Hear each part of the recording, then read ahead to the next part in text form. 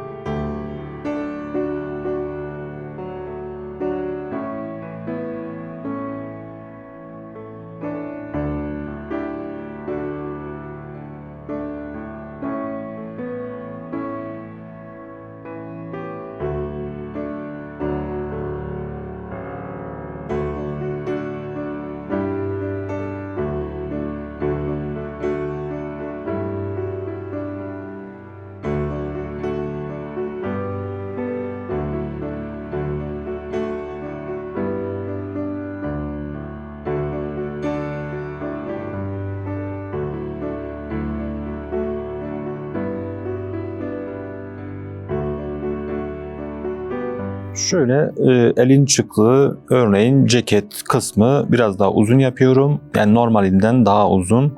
Ve şuraya da dediğimiz gibi bu hedefin gösterdiği yeri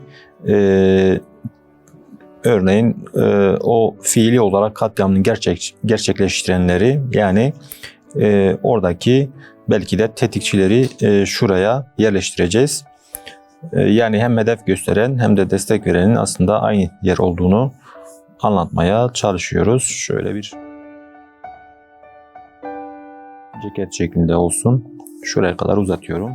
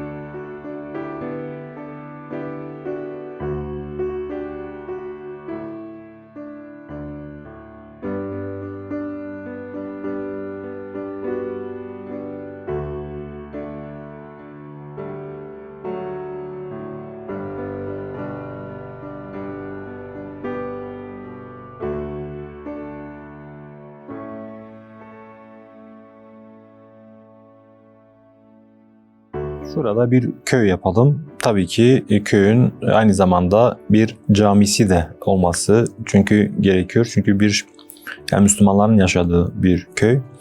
Ve şurada yine o köyün ismini taşıyan belki de büyükçe bir tabela da olması gerekiyor. Tabelayı şuraya konumlandırabiliriz şu şekilde.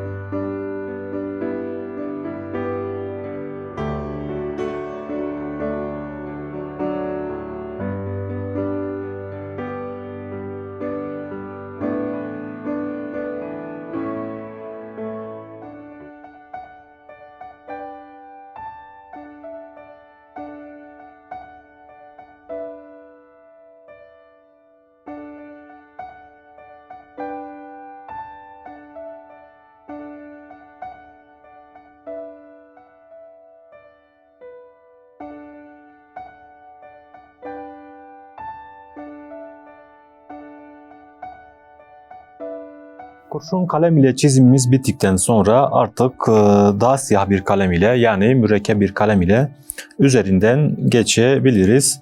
O yüzden yumuşak uçlu bir fırça kalemimi alıyorum ve yine başladığım yerden başlıyorum. Yani kurşun kalemle başladığım yerden tekrardan siyah kalem ile çizimime devam ediyorum. Şuradan başlayalım.